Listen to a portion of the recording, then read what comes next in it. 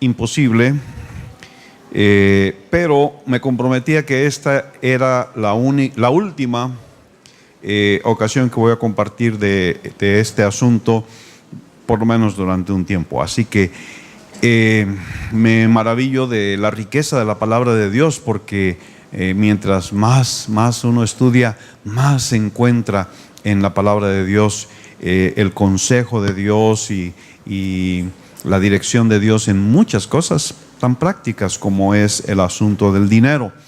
En ya otras ocasiones hemos hablado de diferentes aspectos en cuanto a el dinero y todo lo que tiene que ver con eso, de acuerdo a la perspectiva bíblica. Hablamos del contentamiento, acerca de cómo ese es un factor tan importante en nuestra vida, determinante de muchas de las cosas que pasan en nuestra vida. Hablamos de las actitudes correctas acerca del dinero, de cómo ganar dinero, acerca del trabajo, y etcétera, muchas cosas. Y hoy quiero hablarles a ritmo de ametralladora de cómo debemos gastar nuestro dinero. Y aquí lo primero que quiero mencionar es de que la manera en que manejas el dinero te prepara o te descalifica para manejar las riquezas espirituales. La forma en que tú ganas o gastas tu dinero es muy importante para determinar cuánto Dios va a confiarte de las riquezas espirituales. Es lo que dice Lucas 16:10. Si no manejas el dinero con sabiduría, nunca recibirás responsabilidades espirituales. Muchos, aun cuando ya están en el ministerio, han tenido que abandonar el ministerio, han tenido que dejar sus responsabilidades espirituales porque no supieron manejar correctamente el dinero. Si quieres que Dios te dé crecimiento espiritual, madurez espiritual, responsabilidad espiritual, debes de probar que sabes manejar los recursos y el dinero que Dios ha puesto en tus manos. Entonces, rápidamente, y no voy a poder dedicar mucho tiempo a cada uno de estos puntos, porque esto todavía podría dar para 3 o más sesiones, y lo voy a hacer rápidamente. Por eso hice el PowerPoint. Ahí van a estar todas las referencias que ustedes pueden después consultar. Pero yo encuentro que estas 7 maneras en que nosotros debemos gastar nuestro dinero. Estas son las maneras en que nosotros debemos de usar, de administrar nuestro dinero. En primer lugar, yo encuentro que debemos darle a Dios lo que es de Dios. Esto es la instrucción del Señor Jesucristo cuando le preguntaron acerca de si debía de dar impuesto o no. Dijo, dad a César lo que es de César, pero dar a Dios lo que es de Dios. Encontré una pequeña ilustración de un padre que llevó a su hijo a comer una hamburguesa ahí al McDonald's, y le compra su hamburguesa y su paquete de papas fritas, y entonces están allí disfrutando su comida, y en un momento dado el papá extiende su mano para agarrar una de las papas en el paquete de su hijo, y entonces el hijo le da un manazo al papá y le dice: estas son mis papas, no agarres de mis papas. Y el padre se queda pensando: bueno, a ver qué está pasando aquí. Yo soy el que compré esas papas, yo le di esas papas a mi hijo, aún mi hijo es mío. ¿No puedo yo agarrar una de las papitas? Eso es lo que a veces nos pasa con Dios. Somos sus hijos. Él compró las papas y nos las dio. Y cuando Dios quiere agarrar una de las papitas, le pegamos en la mano y le decimos: esas son mis papas. Pero nosotros somos de Él, y las papas también. Y ya hemos hablado mucho de eso. Antes, debemos dar a Dios lo que es de Dios. Número 2, debemos de pagar los impuestos. Este está medio loco para mencionarlo aquí en la iglesia, pero esto vemos en la Biblia. Debemos de pagar los impuestos. Debemos de dar al César lo que es de César. El Señor Jesucristo pagaba impuestos. Las referencias allí están. Si nosotros nos preguntáramos, ¿debemos de pagar impuestos, sí o no? Entonces tendríamos una respuesta. Pero esa es una pregunta que a veces te encuentras en el curso de tu trabajo, de tu vida cotidiana. Cuando vas a comprar algo en algún establecimiento, la pregunta es: ¿lo quiere con IVA o sin IVA? ¿Alguien ha oído esa pregunta en su vida? ¿Lo quiere con IVA o sin IVA? ¿Y qué significa esa pregunta? Significa: ¿vamos a hacerlo legalmente, pagando los impuestos que se deben, o lo vamos a hacer ilegalmente, por abajo del agua? ¿Cómo lo quieres? ¿Con IVA o sin IVA? Ahora, hay un pasaje muy importante, Romanos 13, que ahí lo cito. ¿Para qué se usan los impuestos según Romanos 13? Para pagar a los servidores públicos, que Romanos 13 dice que son servidores de Dios. Los servidores públicos son servidores de Dios. Y si nos vamos por allí, nos vamos a dar cuenta de que cuando nosotros evadimos impuestos, lo que estamos haciendo es tomar los recursos que Dios posee y que Él quiere usar para pagar a sus servidores, los servidores públicos. Claro que podemos entrar en muchas discusiones de que los servidores públicos son una bola de corruptos y ladrones, que no se merecen que nosotros paguemos nuestros impuestos. Claro que podemos ir por allí, pero no es el punto ahora. El punto ahora es que nosotros, como hijos de Dios, no podemos quitarle a Dios esa parte de nuestros ingresos que Dios quiere usar para pagar a los servidores públicos. Cristo pagaba impuestos y nosotros también debemos de pagarlo. Número 3, proveer para los de tu casa, porque si alguno no provee para los suyos, dice la Escritura, mayormente para los de su casa, ha negado la fe y es peor que un incrédulo. Por supuesto que nosotros necesitamos usar los recursos que Dios nos ha dado para proveer para las necesidades de aquellos que están en nuestra casa, nuestra esposa, nuestros hijos y otros que dependen de nosotros. Ellos necesitan ser el destino de esos ingresos. Lamentablemente en nuestro país hay muchos hogares en donde el hombre, el padre de familia, recibe su raya, recibe su quincena y va y se la gasta en cualquier otra cosa, en vicios inclusive, antes de ir y proveer para su casa. Esto es una de las cosas muy importantes que como cristianos debemos de hacer. Pagar las deudas. Esto es algo que en lo que vivimos continuamente. Por donde quiera tenemos ofrecimientos de créditos, las tarjetas de crédito, las tiendas comerciales, todo el mundo. Y a veces cuando no administramos sabiamente nos vemos enredados en un cúmulo de deudas que terminan por ahogarnos. Necesitamos pagar las deudas. La Biblia dice: no debáis nada a nadie, pagad a todos lo que debéis. Número 5, debemos usar los recursos que Dios nos da para hacer bien a los de la casa de la fe.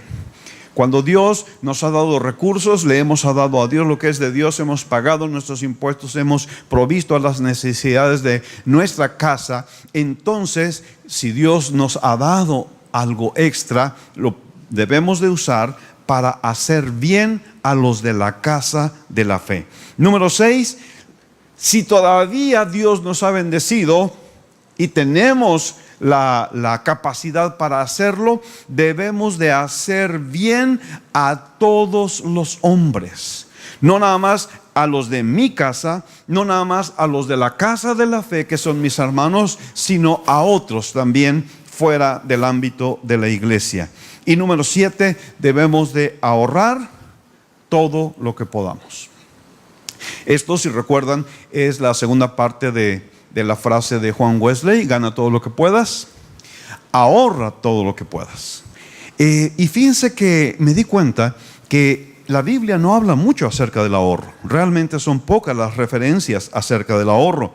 Sin embargo, este es un concepto muy importante y es una práctica muy importante para nuestra vida personal y familiar. La Biblia dice, Proverbios 13:11, el dinero mal habido pronto se acaba, quien ahorra poco a poco se enriquece. Quien ahorra poco a poco se enriquece. Buscando me encontré un artículo recientemente publicado acerca de las estrategias que se deben de seguir para convertirse en un millonario. Y decía que una de las claves es tener una vida sencilla. Decía el artículo: la acumulación de la riqueza con frecuencia se reduce a ahorrar con constancia y gastar conscientemente. Para muchos millonarios de los cuales se ha hecho estudios y encuestas, la clave para convertirse en millonario fue tener una vida modesta, una casa promedio y ni autos ni ninguna cosa de lujo.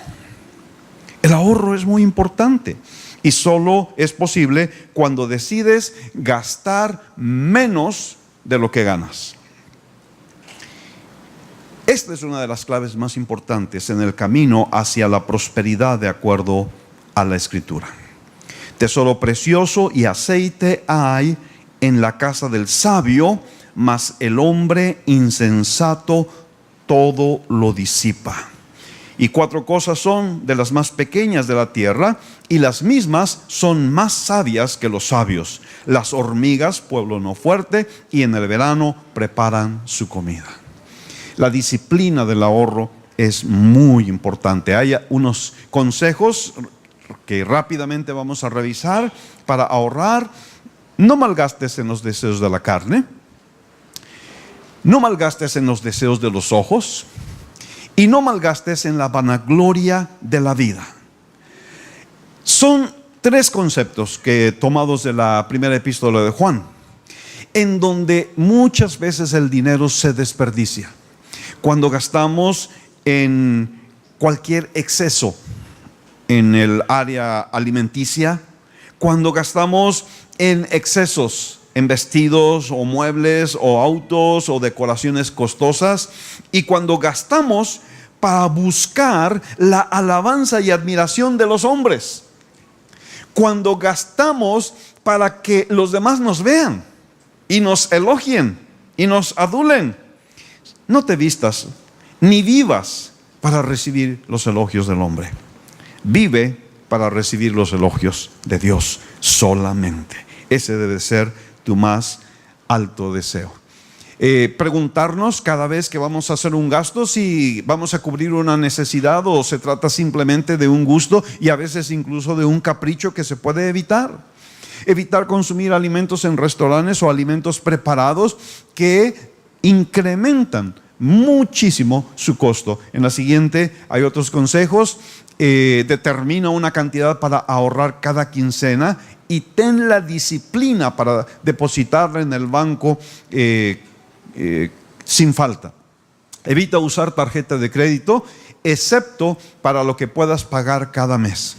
hay tarjetas de crédito que te podrían dar beneficios. Entonces, si tú canalizas todas tus compras a través de la tarjeta de crédito, siempre y cuando lo puedas pagar cada mes, muchas tarjetas de crédito te dan beneficios, puntos o diferentes cosas que va a bendecirte. El problema es cuando asumes deudas que no puedes pagar. Si tienes deudas de tarjeta de crédito, paga puntualmente. Y si no puedes pagarlo completo, por lo menos paga más que el mínimo. En fin, ahorrar es muy importante. Y ahora quiero llegar a un tema muy interesante. La siguiente, ¿es bíblico que demos el diezmo? Es una pregunta que quiero hacerles. ¿Es bíblico que demos el diezmo? ¿Cuánto daban los israelitas? 10%. ¿Alguien da menos o alguien da más? ¿Cuánto daban los israelitas?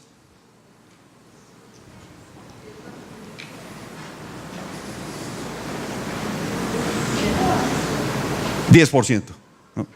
Nos quedamos con esa respuesta. Ok, vamos a ver. Quiero hablarles de esto, porque este es un tema que se maneja mucho en los púlpitos de una forma incorrecta. Frecuentemente este tema se maneja como una imposición, como una demanda, como una exigencia para la gente.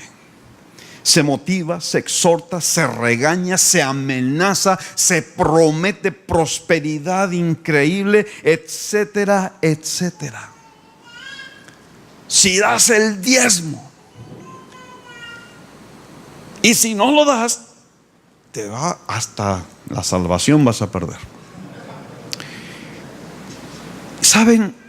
Creo que es un grave problema en el pueblo cristiano el que lo han acostumbrado a dar para cumplir con una obligación. Lo han acostumbrado a dar bajo amenaza, por exigencia. ¿Daban los israelitas 10% de sus ingresos? Nada más esa, contéstenme, ¿sí o no? Ajá, los veo dudando. La respuesta es no. Pero no como se lo imaginan. Ahí les va, rápidamente, los versículos están allí. Avanzamos. En la ley había un primer diezmo, y ya eso ya les debe de extrañar, pero ahorita lo van a entender. En la ley había un primer diezmo que consistía en que el pueblo de Israel debía de dar el 10% del producto de su tierra, de su campo, del fruto de sus árboles, y el 10% del producto de sus rebaños. Y ese 10% debía de entregarlo para sostener a los levitas y a los sacerdotes. La ley lo establece claramente. El 10% del incremento en el campo, en los árboles, en el ganado, las vacas, las cabras, debía de ser entregado para sostener todo el aparato levítico, que era en el pueblo de Israel el gobierno, los líderes, los dirigentes del pueblo. Un detalle en este primer diezmo es de que los levitas lo recibían y los levitas le entregaban al sumo sacerdote el diezmo del diezmo. Entonces todos los levitas recibían el diezmo del pueblo, de las otras 11 tribus, y daban el diezmo del diezmo para sostener a los sacerdotes, y ese lo estamos llamando el primer diezmo. Seguimos. Ahora vamos al segundo diezmo. Había un segundo diezmo que el pueblo de Israel debía de dar. Este segundo diezmo consistía del 10% del grano, el vino y el aceite.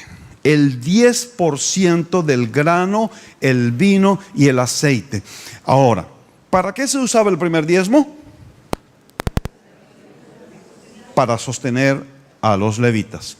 ¿Para qué se usa este segundo diezmo? Se usa para que la familia, toda la familia inmediata y los siervos de la casa y algunos invitados se lo comieran. Este segundo diezmo no es para sostener a los levitas. Este segundo diezmo se daba cuando los israelitas subían a las fiestas 3 veces al año y llevaban del grano, del vino y del aceite y participaban de él, se lo comían. Tengo que mostrarles la Biblia, ¿verdad? Porque les veo como que dicen, caray, ¿qué es eso? Ok, Deuteronomio 14, versículo 22. Indefectiblemente diezmarás todo el producto del grano que rindiere de tu campo cada año, y comerás delante de Jehová tu Dios en el lugar que Él escogiere para poner allí su nombre, el diezmo de tu grano, de tu vino y de tu aceite, y las primicias de tus manadas y de tus ganados, para que aprendas a temer a Jehová tu Dios todos los días.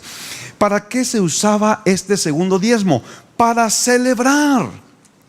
3 veces al año el pueblo de Israel subía, primero donde estaba el tabernáculo, después donde estaba el templo, y llevaban el diezmo para celebrar, para hacer una fiesta en la presencia del Señor.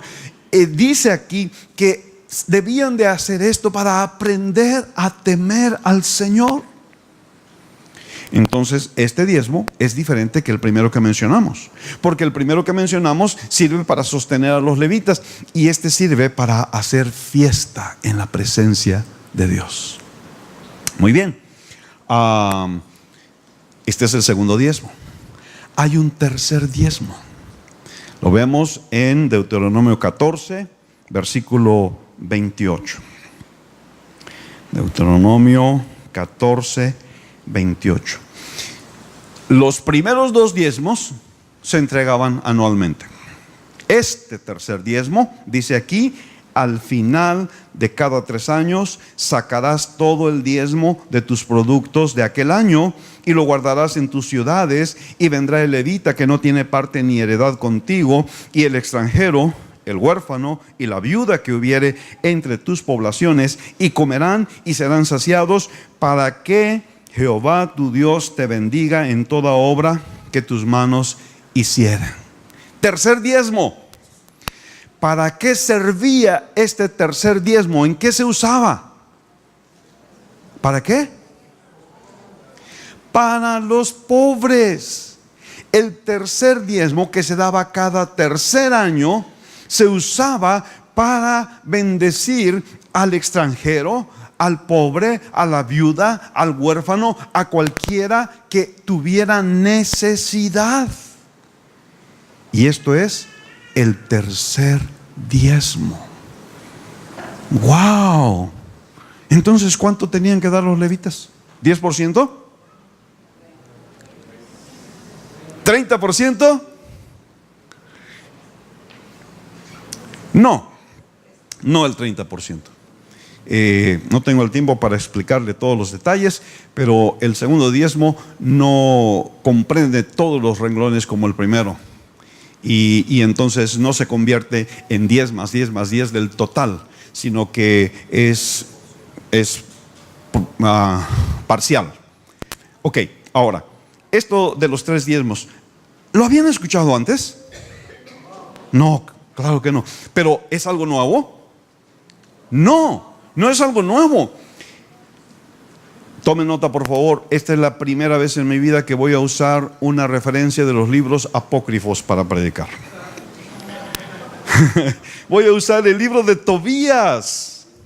Tobías es uno de los libros apócrifos, que no lo van a encontrar en sus Biblias, pero miren lo que dice Tobías. Rápidamente, en su capítulo 1, dice, está presentándose a sí mismo y dice: yo cumplía todas las cosas, yo daba las primicias, y dice, daba el diezmo del ganado, y dice que también, y que se lo entregaba a los sacerdotes para el servicio del altar, diezmo número 1. Y dice, daba el diezmo del vino, del trigo, de las aceitunas, de las granadas y de las demás frutas a los levitas que estaban en el servicio en Jerusalén.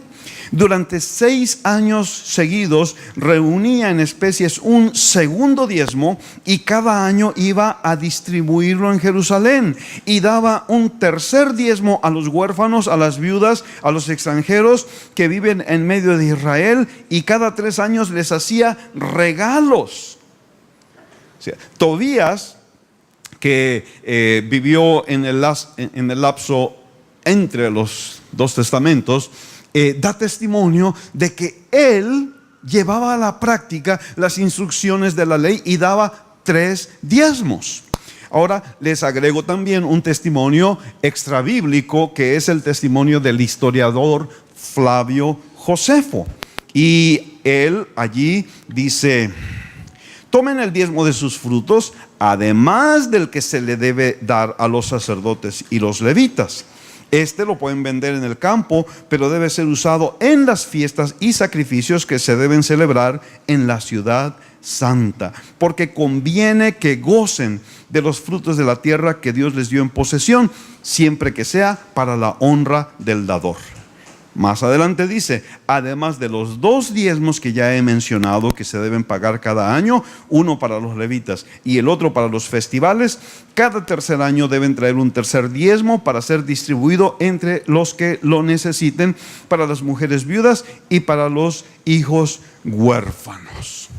Ese es el testimonio de Flavio Josefo. Entonces, en el pueblo de Israel se daban 3 diezmos. Y con esto quiero decir algo. Si nosotros, como cristianos del Nuevo Testamento, debemos de seguir el patrón del pueblo de Israel de dar el diezmo, entonces no es el 10% lo que deberíamos de dar, sino entre el 20 y el 30% de nuestros ingresos. ¿Me entienden ese concepto? Si quisiéramos nosotros seguir la ley, nos estamos quedando muy cortos.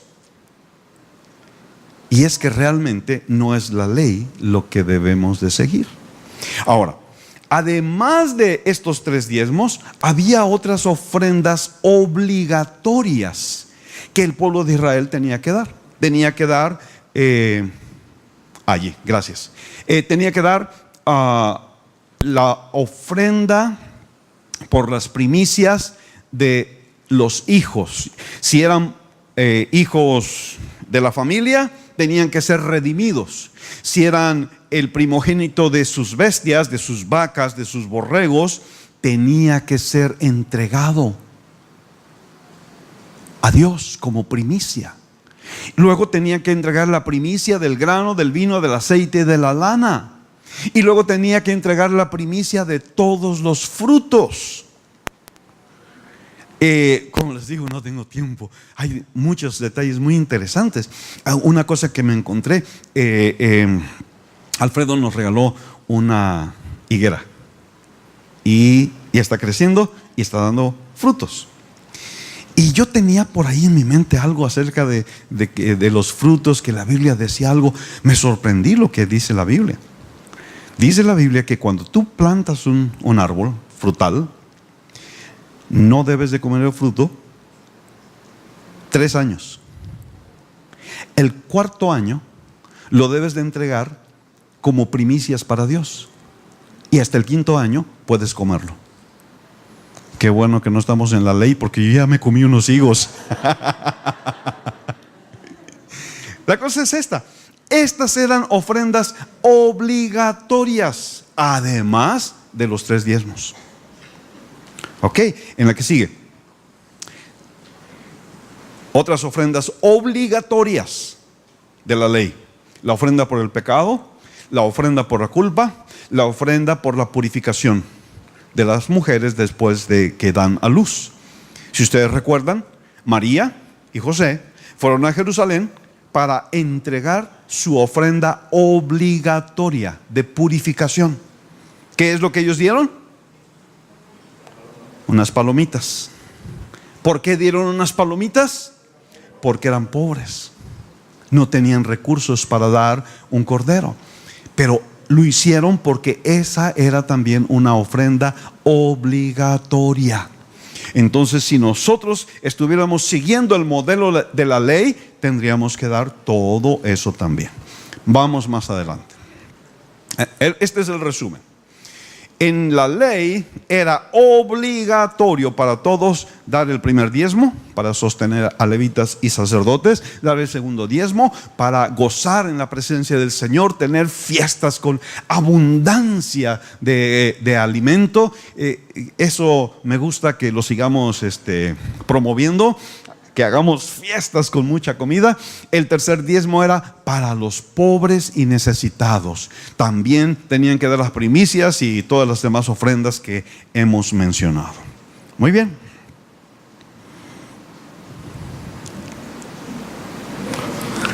Los que abogan por el diezmo dicen: pero hermano, un momento, el diezmo no empezó en la ley, el diezmo empezó antes de la ley.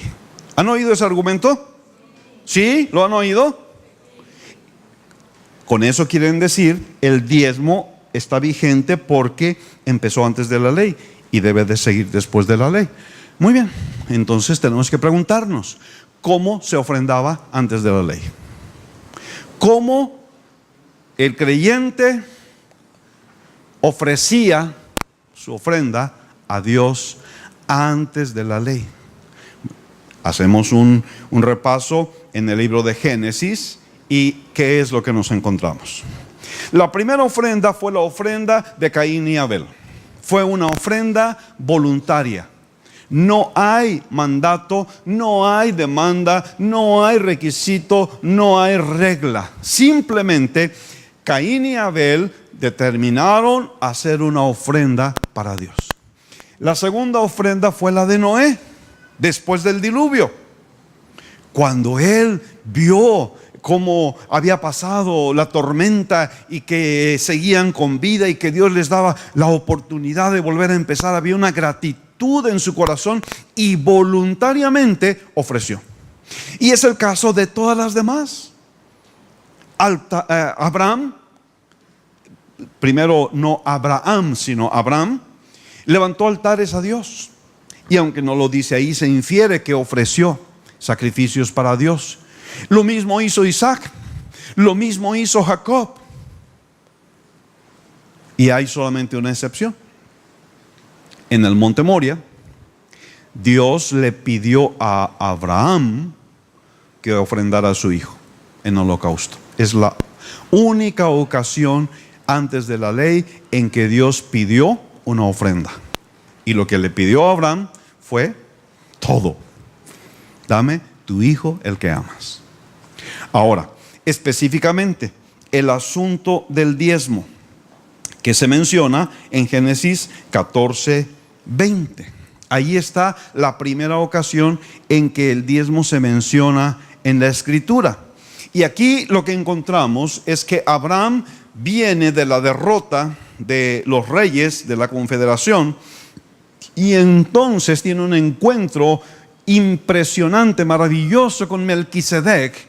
Y dice la Escritura que le dio a Melquisedec el diezmo del botín, de lo que había ganado en la batalla en contra de aquellos reyes impíos. Debemos entender varias cosas. Dios no le pidió el diezmo. No hay ninguna solicitud, ninguna demanda, ninguna regla establecida. Fue algo voluntario de parte de Abraham. Abraham no le dio allí el diezmo de sus posesiones, de lo que él había tenido de ganancia el último año. Le dio el diezmo del botín de la guerra. Y nunca más se vuelve a mencionar que Abraham haya dado el diezmo. ¿Qué es lo que Abraham hizo entonces? Abraham dio una ofrenda voluntaria a Dios. Y lo mismo se puede decir del caso de Jacob. De hecho, ahí está un poco medio a la mexicana el Jacob, porque Jacob se pone a negociar con Dios y le dice: mira, si tú me bendices, yo te voy a dar el diezmo. No porque Dios se lo haya pedido, sino que Él lo está ofreciendo voluntariamente, haciendo una negociación. Tú me das, yo te doy. Entonces, lo que vemos en el libro de Génesis es que todas las ofrendas, incluyendo los diezmos que Abraham y Jacob dieron, fueron ofrendas voluntarias, no fueron demandadas por Dios. Ok, ¿me siguen hasta allí? Se están preguntando: ¿y a dónde nos va a llevar este cuate? Ok. ¿Había ofrendas voluntarias durante el tiempo de la ley? Es una pregunta. ¿Había ofrendas voluntarias durante el tiempo de la ley? O sea, ya vimos las ofrendas obligatorias. Pero ¿había ofrendas voluntarias? Sí, claro. Vamos a ver las tres primeras de ellas. Otra vez, no tengo el tiempo, pero estas ofrendas son muy hermosas y muy importantes. Además de que todas las ofrendas en el tabernáculo son una figura de nuestro Señor Jesucristo, del sacrificio de Cristo, de la obra del Calvario, muy preciosas. Cada una de esas ofrendas tiene detalles increíbles que nos hablan acerca de la obra de Cristo en el Calvario. Pero sin embargo, todas esas ofrendas que hemos leído ahí en Levítico son parte de la liturgia del Antiguo Testamento. Esas ofrendas se iban intercalando o se iban desarrollando en el curso de una reunión. Si ustedes leen, por ejemplo, en Levítico 16, el día del perdón, el Yom Kippur, lo que van a ver es una secuencia que nos muestra la magnificencia del servicio a Dios en el Antiguo Testamento. ¿Por qué? Porque se van mezclando las ofrendas de holocausto, las ofrendas de olor grato, las ofrendas de paz con las ofrendas obligatorias por el pecado, y así se va haciendo una secuencia que en su conjunto nos permite ver el desarrollo de un servicio glorioso de alabanza y adoración para Dios. Estas tres ofrendas primeras son ofrendas voluntarias de olor grato. Es decir, son expresiones de amor del pueblo de Dios. Son expresiones de gratitud del pueblo hacia Dios. Entonces, cuando ellos vienen y en el desarrollo de una de esas grandes reuniones que hacían, traen su ofrenda de holocausto, lo que están haciendo es levantar un olor grato a Dios, un olor de alabanza y adoración. Es muy precioso contemplarlo de esa manera. Ahora, estas eran ofrendas voluntarias. Estas no se demandaban, estas no se exigían, estas simplemente venían de un corazón lleno de gratitud y de amor para Dios. Hay dos grandes ofrendas, dos grandes ejemplos enseguida de ofrendas voluntarias en el Antiguo Testamento. La primera es cuando se iba a construir el tabernáculo. Ustedes pueden leer las referencias, es algo impresionante. Esta no es una ofrenda de diezmo, ni de primicia, ni obligatoria. Esta es una ofrenda voluntaria. Cuando Moisés los convoca les dice que deben de venir con un corazón generoso. Lo que Dios busca es un corazón voluntario, que de voluntad venga para ofrecer. Y lo que nos concluye el pasaje es de que el pueblo dio de voluntad, dio de corazón, dio estimulado en su corazón, con un espíritu movido hacia Dios. Y entonces ellos dieron mucho más de lo que se necesitaba, de tal manera que Moisés tuvo que detenerlos. Moisés tuvo que decirles: ya no traigan más, ya dieron más que suficiente para la obra. Y la gente todavía seguía haciendo fila para venir y entregar de su oro, de su plata, de su madera, de sus piedras preciosas, de todo lo que ellos tenían. Y Moisés dijo: alto, ya no podemos manejar tanta abundancia de ofrenda. Eso es lo que Dios busca, una ofrenda que viene de un corazón voluntario, una ofrenda que viene de un corazón que le cree a Dios y que cree que lo que Dios está haciendo en este mundo es importante y que hay que apoyarlo. La segunda ejemplo es la ofrenda para la construcción del templo, el templo llamado de Salomón. Allí vemos el ejemplo de David, porque él fue el primero que dio de su tesoro personal. Él dio con abundancia, con un corazón generoso. Y luego, cuando convocó al pueblo a dar, entonces el pueblo se volcó para dar con un corazón voluntario, alegre, generoso, espontáneo. Esas son las palabras que se usan en ese pasaje. Entonces, ¿qué estamos encontrando? Que antes de la ley, lo que Dios quería es un corazón voluntario, una ofrenda voluntaria, movida por la gratitud y el amor. Durante la ley, también Dios está buscando el corazón voluntario, el corazón que da con generosidad y alegremente. Y ahora vamos a ver las ofrendas en el Nuevo Testamento. Uno más, por favor. En los evangelios, quizá me pueden ayudar, yo nada más encontré esta referencia, porque yo me preguntaba, ¿había ofrendas durante los evangelios en cuanto al ministerio de Jesús? Y me encuentro que sí, porque había mujeres que aportaban de sus recursos para el sostenimiento de la obra evangelística de Jesús y los discípulos.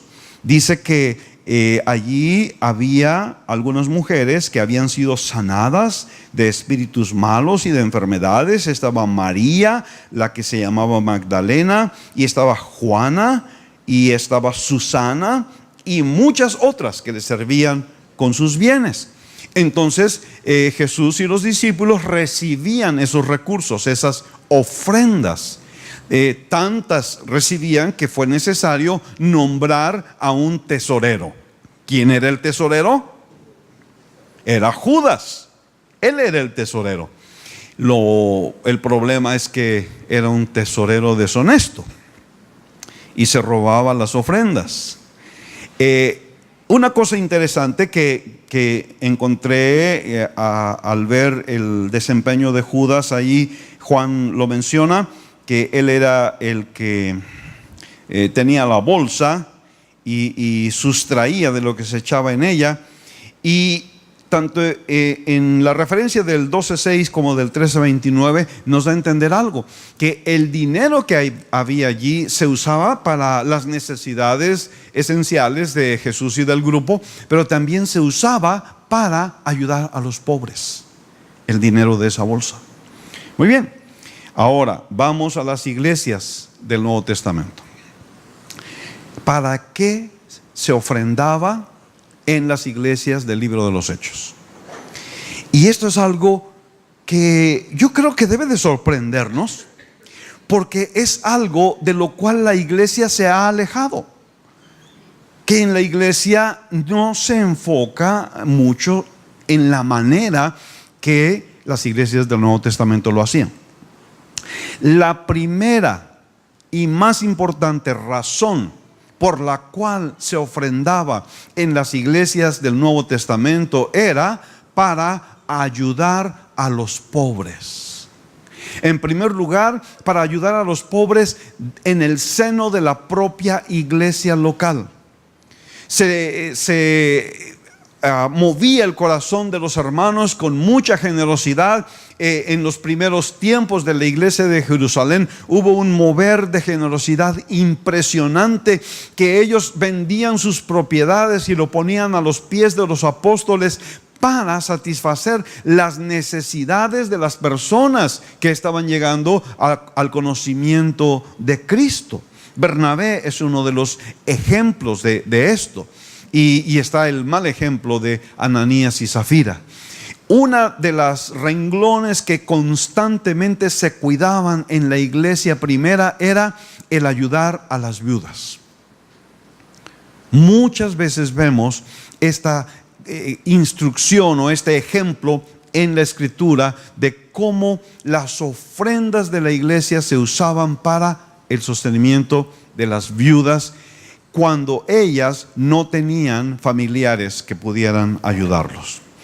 Luego, la generosidad de los creyentes salía de la iglesia local. Muchas veces las iglesias de diferentes lugares apoyaban a otras iglesias que estaban en necesidad. Macedonia y Acaya ofrendaron. Macedonia y Acaya es la región donde actualmente está el país que se llama Grecia. Y las iglesias de esa zona enviaron ofrenda para ayudar a los pobres de Jerusalén. Muchas de las ocasiones en que en el Nuevo Testamento encontramos referencias acerca de la ofrenda y cómo dar ofrenda y qué debe de motivar nuestra ofrenda, se refiere a esa acción de las iglesias. En otra ocasión, la iglesia de Antioquía envió ayuda a la iglesia de Jerusalén. Y entonces ayudaban a los pobres de la iglesia local, ayudaban a los pobres de otras iglesias, pero también ayudaban a los necesitados fuera de la iglesia, como lo menciona Gálatas, en donde también ayudaban a todos los necesitados. En la que sigue, vamos a ver que las ofrendas se usaban también para sostener a los ministros de la iglesia local. Hay varias instrucciones allí que dice que el obrero es digno de su salario, que los que anuncian el evangelio deben de vivir del evangelio, que los que enseñan la palabra deben de recibir esa bendición, y que los ancianos que gobiernan bien, sobre todo los que trabajan en predicar y enseñar, son dignos de doble honor. Porque dice la Escritura: no pondrás bozal al buey que trilla. Entonces las ofrendas se usaban para eso, el sostén de los ministros en la iglesia local, pero también para sostener a los ministros fuera de la iglesia local, lo cual vemos en el ejemplo de la iglesia de los filipenses apoyando el ministerio de Pablo. Donde quiera que él estuviera, ellos enviaban ayuda. Y en tercera de Juan vemos la exhortación de Juan para apoyar a aquellos que viajan sirviendo a Dios, que salen por amor del nombre de Él, de tal manera que ellos puedan continuar su viaje con bendición. Esas son las ofrendas en el Nuevo Testamento. Ahora vamos a ver cómo deben ser las ofrendas en el Nuevo Testamento. Y aquí yo creo que estos son los conceptos importantes que nosotros necesitamos. Las ofrendas en el Nuevo Testamento deben ser voluntarias. No bajo amenaza, no porque alguien nos esté empujando, no porque alguien nos esté exprimiendo. Dicen que hay 3 tipos de dadores. El primer tipo es una piedra. El segundo tipo es una esponja. Y el tercer tipo es un panal. Si quieres sacarle algo a la piedra, le das un martillazo y salen chispas. Si quieres sacarle algo a la esponja, lo aprietas, y mientras más lo aprietes, más le sale. Pero si quieres sacarle algo a un panal, no necesitas más que dejar que el panal esté produciendo la miel. Y se va produciendo sin ningún apretón necesario. ¿Cuál tipo de dador eres tú?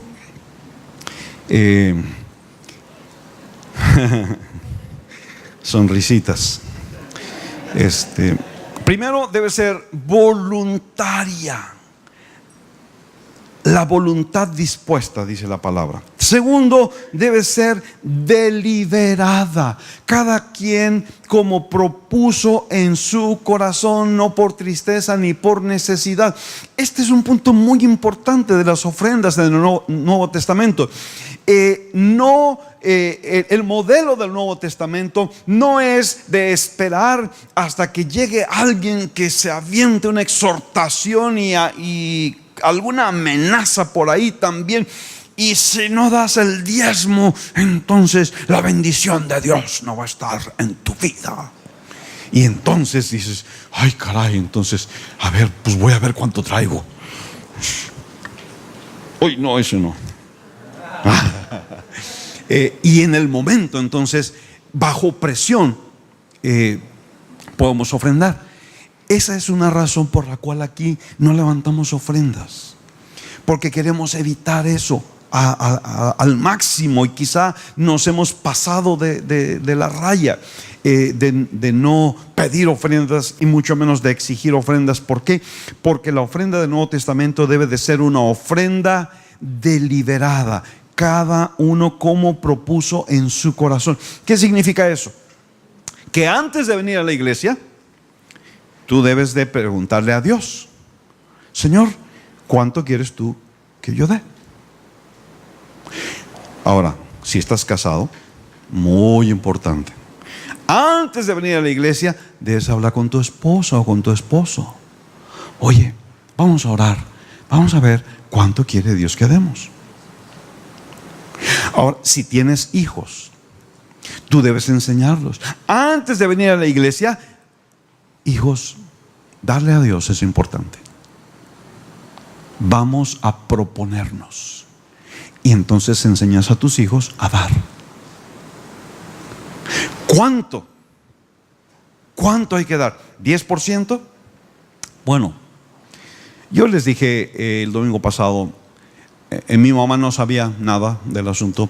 Y entonces alguien le dijo: oye, ¿y estás dando el diezmo? Y ella dijo: no, enséñame por favor, yo lo quiero hacer. Y ella lo empezó a hacer. Y eso fue algo que marcó un cambio tremendo en su vida. Dios la empezó a prosperar en una manera que ella nunca soñó. Dar el 10% es un buen principio. No por obligación, no porque es la ley, no porque alguien me está amenazando. No, es un buen principio, según propongas en tu corazón. Estaba leyendo de un hombre. Aquí lo tengo. Segundito. ¿Alguien conoce una marca de jugo de naranja que se llama Tropicana? ¿Lo conocen? Excelente. Excelente. El fundador de esa empresa se llamó Anthony Rossi. Él fue un inmigrante italiano que llegó a los Estados Unidos a la edad de 21 años sin un centavo en la bolsa y sin saber una palabra del inglés. Conoció a una pareja que le compartió el evangelio y terminó congregándose en una iglesia metodista. Mientras él crecía en su conocimiento de Dios y estaba luchando por sobrevivir y por hacer un negocio, él en una ocasión estaba orando y le dijo: Señor, si tú me das, tipo Jacob, Señor, si tú me das una idea para hacer un buen negocio, yo te prometo que voy a dar para tu obra toda mi vida. Y dice él que ese día que él oró, Dios le dijo: jugo de naranja recién exprimido. Y de ahí surgió una empresa.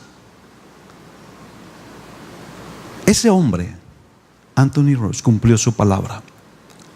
El resto de su vida le dio a Dios el 50% de todas sus ganancias.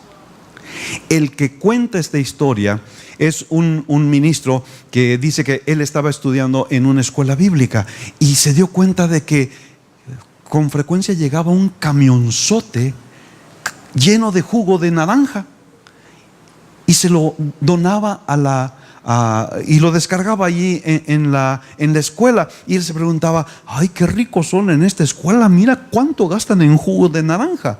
Hasta que un día llegó Anthony Rossi a esa escuela y dio su testimonio. Él donaba, ¿cómo se llaman esos camiones que transportan tanques? Esos tanques de jugo de naranja a escuelas bíblicas por todo Estados Unidos, y daba el 50% de sus ingresos para Dios. ¿Cuánto tienes que dar?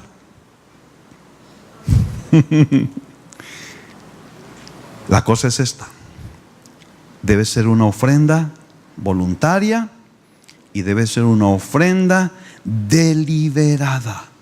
Algo que tú te pones de acuerdo con Dios. Número 3, debe ser una ofrenda alegre, porque Dios ama al dador alegre.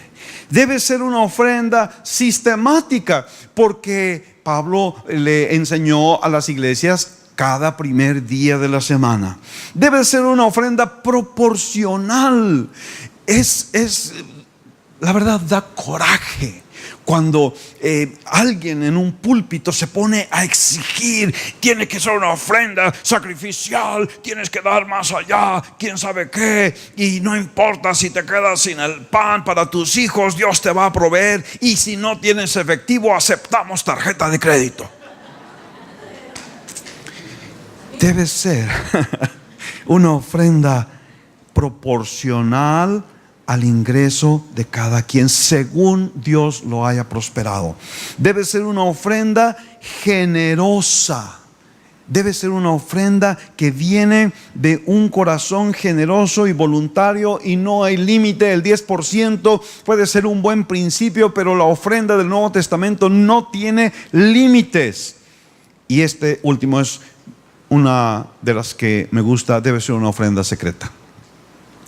Tu mano derecha no debe de saber lo que hace tu mano izquierda, mucho menos el vecino de un lado. Debe ser una ofrenda secreta. Por eso tenemos cajas allá atrás. Por eso no pedimos que pongas tu nombre cuando tú das algo para Dios. Debe ser algo secreto, voluntario, que proviene de un corazón dispuesto, de un corazón lleno de gratitud para Dios. Finalmente, con esto me despido: las bendiciones de dar. Cuando nosotros damos a Dios con las motivaciones correctas, cuando nosotros damos a Dios en la manera que Dios nos enseña en el Nuevo Testamento, nuestra ofrenda se convierte en un sacrificio agradable a Dios.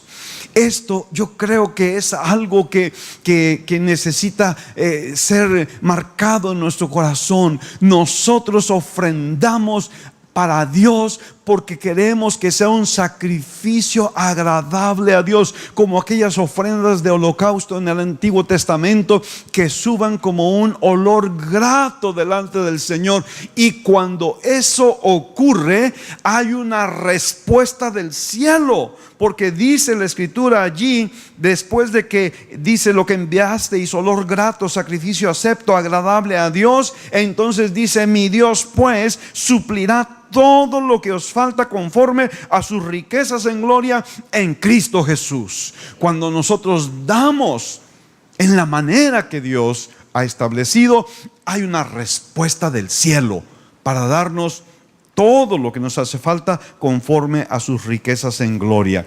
Dar es una inversión increíble. Dice la Escritura: dad y se os dará. Medida buena, apretada, remecida y rebosando darán en vuestro regazo. Dar es una inversión. dar en las maneras en que hemos estudiado, dar para los pobres.